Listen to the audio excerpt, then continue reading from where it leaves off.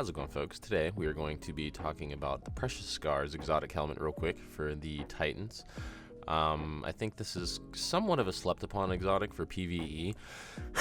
And while I was recording this video, I also played some PvP too, because it does have some viability in PvE, but PvP it has, I think, more use in 6v6 rather than anything competitive or trials, competitive or trials, you know what I mean, those two.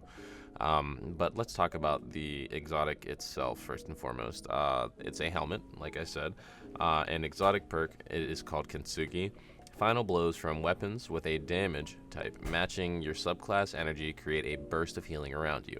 After reviving or being revived, you gain an aura that provides overshields to you and nearby allies. So, I mean, that sounds pretty solid, and given the synergy of volatile rounds this season, it's going to work, I think, really, really well with, Retrofit Escapade, which is one of my favorite LMGs, any Void LMG, the new exotic LMG, if it's used for ad clear, a lot of heavy ammo brick generating perks that you can use. But, okay, let's dive deeper into this.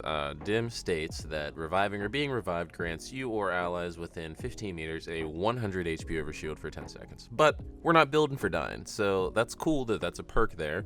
But what we care about is the HP on kill whenever our weapon matches our subclass. So, according to Dim, approximately 60 HP is brought back after getting a weapon kill with a matching subclass element with a 3-second cooldown between that healing proc. So that's essentially saying that you get a kill with an element matching your subclass. You get that 60 HP.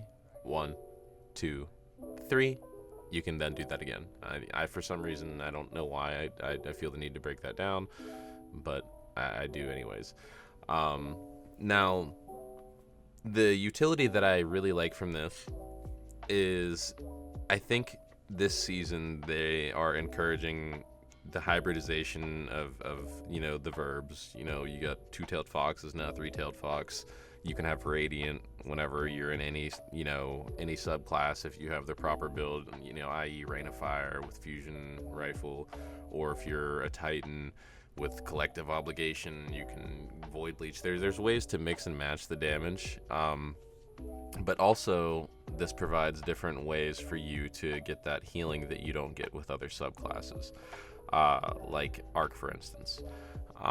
If you're playing a Titan in PvE, you don't necessarily have access to Devour whenever you're on Arc, unless you do, like I said, run Collective Obligation. I don't even know if that's something that you can use with Void Leech. But if you are using Precious Scars and you're using an SMG or something that matches your subclass, you do get that little buffer of healing. And if you're using it with Devour, I think it also enables you to close the gap on those Orbs of Power this season that are going to give you those volatile rounds. And there's not really too much to slot as a Titan this season, I think, in my mind, with the nerf of Heart of Inmost Blight. Now you get, I think it's a 5-second empowerment on your abilities. I swear it used to be 10 per ability. Whenever you would cast, you'd get an empowered nade for 10, then barrier and grenade for 10 seconds. This season it's less, so I've just kind of been stepping outside of that comfort zone and looking for other opportunities to use other Titan exotics, and I think that Precious Scars has been serving that purpose for me in PvE, but PvP I think is another story. Does it have utility? Yes.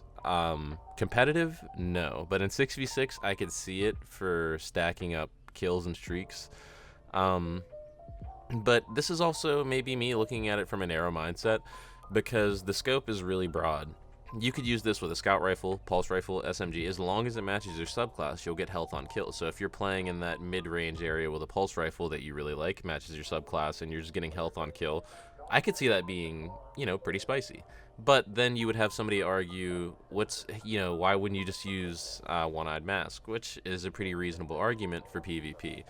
But you're not getting instant kill, but that overshield is arguably better. I do have some gameplay of me playing PvP. I managed to have some success with, the three beasts, in my opinion, of the current SMG meta. I have a really good Ikelos SMG. You have the Terra buff for Solar, and I have a Funnel Web and a Shuraya's Wrath that I use. I had the most success in PvP probably with the Shuraya's Wrath and the Ikelos SMG. I was just getting absolutely rolled to Terra buff.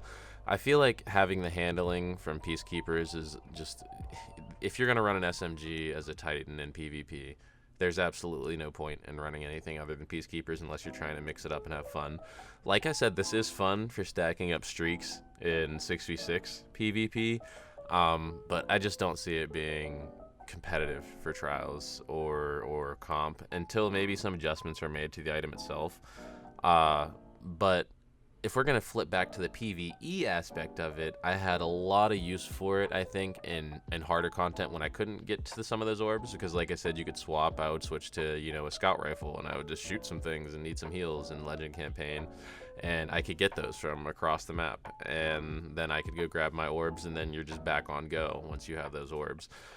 There's some times where you feel unkillable as this, you know, this build right here, I'm not gonna lie, and you feel super supportive to help, you know, helping your teammates. That's where I argue, if you are a supportive player and you just kind of want to sit back and mow targets down and still know that you're somewhat contributing to what's happening on the battlefield, I think this is a pretty decent exotic.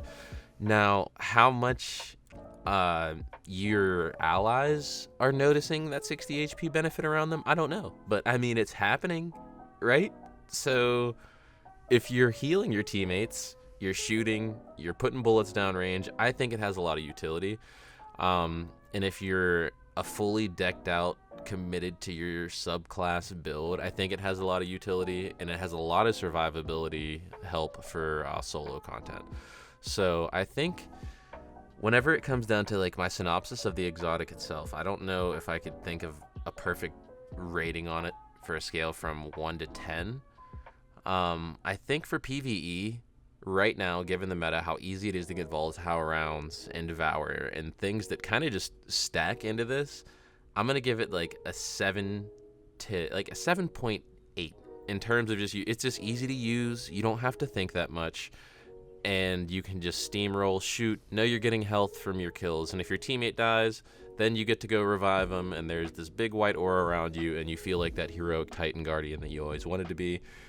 Maybe it's cool to be able to throw that shield down and know you're healing people. Maybe when the raid comes out, you know, I'll find some utility for another exotic. But I also kind of see myself using this as a Titan. I just don't know what other PvE exotic I could be using other than Curious of Falling Star, Armamentarium. And like, Armamentarium is great, but I still miss the Heart of Inmost Light nade chucking, because you could just loop those abilities. But I think for right now, I probably will leave this slotted in my PvE Titan build, especially when it comes to Void. Just, you know, it's actually pretty spicy with Repulsor Brace, and that's that build that I was mentioning that I'll probably release. And it also works really well with Retrofit, you know, having that Void LMG with how easy it is to generate those bricks. But once again, oh my goodness, my final synopsis, I give it like 7.8 out of 10. PvP, I'm going to give this thing like, only because it's comparative. You know, if we're talking about meta state, I'm going to have to give it like a -2 out of 10. Not because it's horrendous, but you just have so many other better options. And if you're out hunting for precious scars instead of those options, your priorities are wrong. And yeah, once again, that was just my short little synopsis of Precious Scars, how much I've been enjoying it here in Lightfall. If you have any other utilities for Precious Scars or ways to use it that maybe I'm not touching upon, you know, that could add some more use to it, please feel free to let me know in the comment section below. But this has been your boy Turkey here at SGN Hub with an exotic review, one of my current favorites, Precious Scars, even though it's not as good as I would like it to be. That's your boy out, and I'll see you in the future.